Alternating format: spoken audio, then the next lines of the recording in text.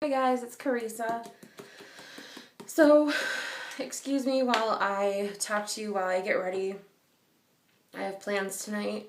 Pretty sure I have plans tonight.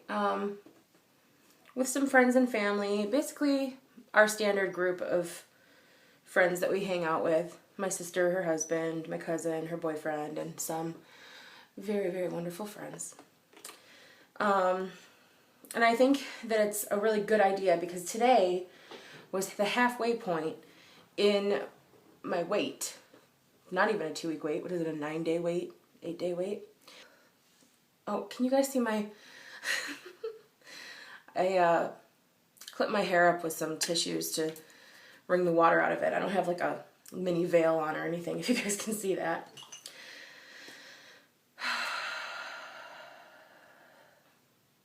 This sucks, you guys. I love it. I love being able to do these things. I love that we had this opportunity. I love that things are going as well as they have been, or, you know, that things went better than last time is what I guess I want to say. But man, does this suck. I did say something like I was going to test on day 5, and I do want to correct myself because I told Mike and one of my friends and somebody else asked when I could test. And I said I was going to test on Tuesday, which in my head I thought was day 5, but I counted it out and it's day 7. So who was it? Was it Katie? Somebody said don't test too early.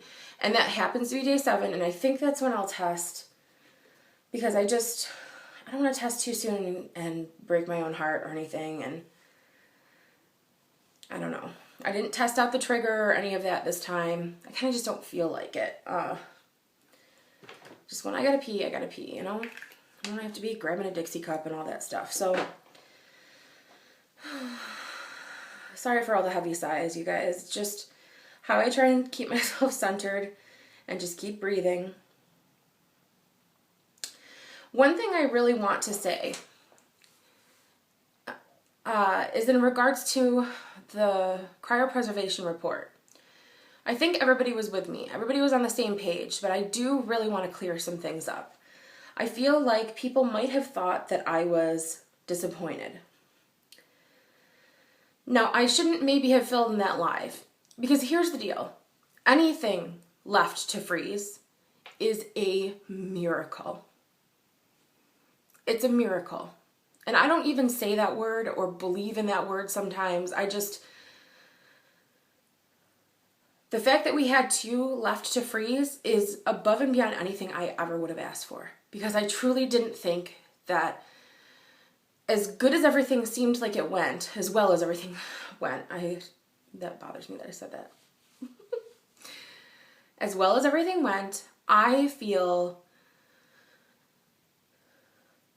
that I was nervous about the freeze report, but I wasn't expecting anything. I was hoping for half. That's what I was hoping for.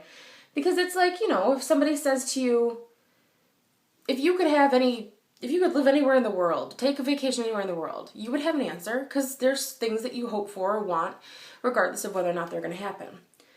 And so I had a number in my head that I was kind of aiming for. Like if I was on The Price is Right and I was playing Plinko or something. But truthfully, in my core, I was scared that all we had was what was inside my belly. And so reading that report in front of you guys, I thought that would be a nice moment to kind of share with you and just do it very raw and right then and there.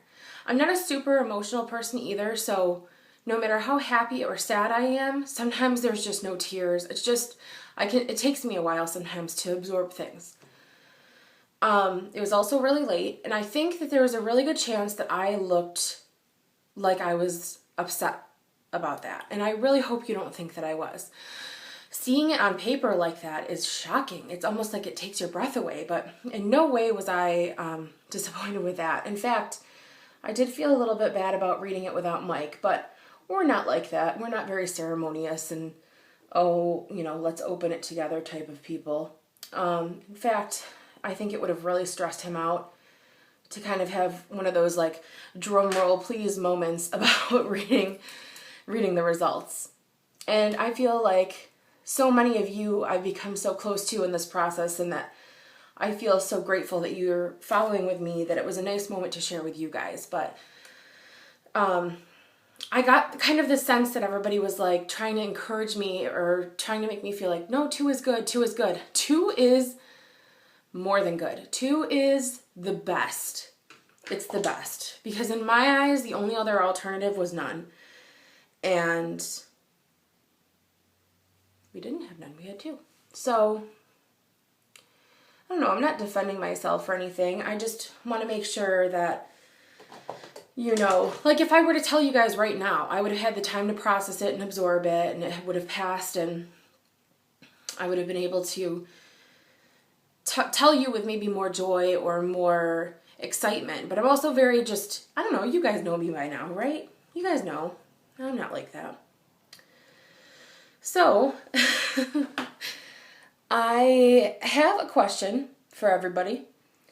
If you have done or know anyone who has done a 5-day transfer specifically, when did you get your positive? If you took a home pregnancy test, was it day 5?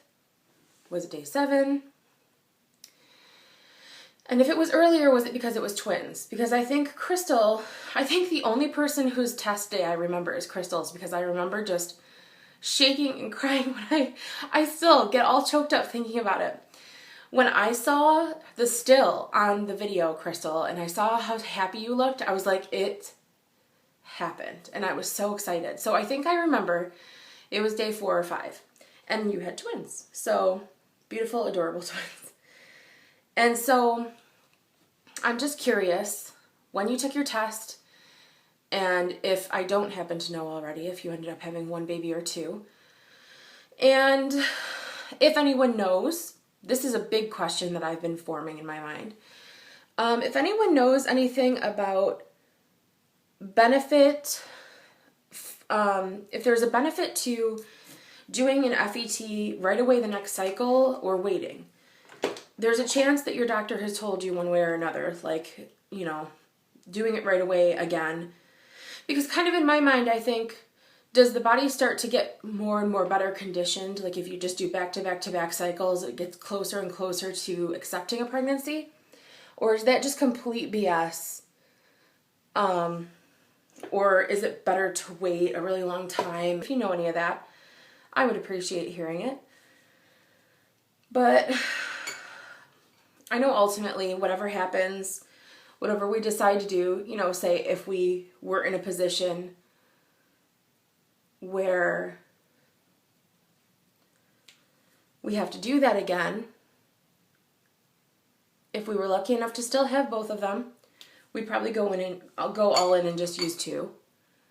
But I'm like, well, if this didn't work, would I wait a couple months? A lot of months? Would I wait 6 months? Would I just do it right away?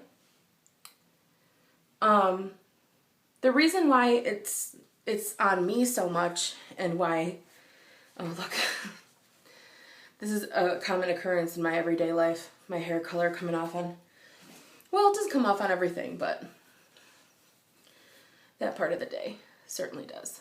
So, the reason why it's all about what I want to do and what I'm asking is because that's how Mike wants to do things. If I were to ask him, what's your preference, what do you want to do, he truly wouldn't have an answer. Which is kind of sweet, but, has my nose been whistling this whole time? But anyway, he would just want to leave it completely up to me because he wants me to be the most comfortable with the decision. If he happens to have any kind of opinion, I do want to know what it is, and he will tell me, but he's easily swayed by whatever it is that I say. So, I don't know, just planning ahead, just kind of giving myself an optimistic little like cushion to fall on in a few days if I need it. So, I'm going to finish putting my face on right now. I have talked to you guys plenty. I love you so much for all of your comments. And I'm so glad you're all here for me. I've been such a brat and I haven't been writing back as quickly as I need to. But it's almost like My dog probably sees a leaf or something. You can hear him.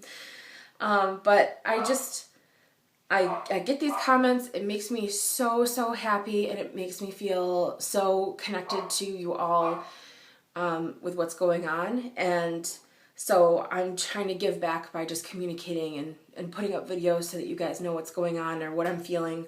Especially for those of you, you know, the stuff I'm going through or noticing, it's more about sharing it with people who haven't been through it and are curious about it. So also, I didn't document much of this stuff before because I think I was just so doom and gloom during my first IVF that I didn't even really want to talk about it. So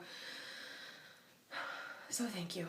But I will make you another video tomorrow or the next day or whatever, see what happens. Thank you guys.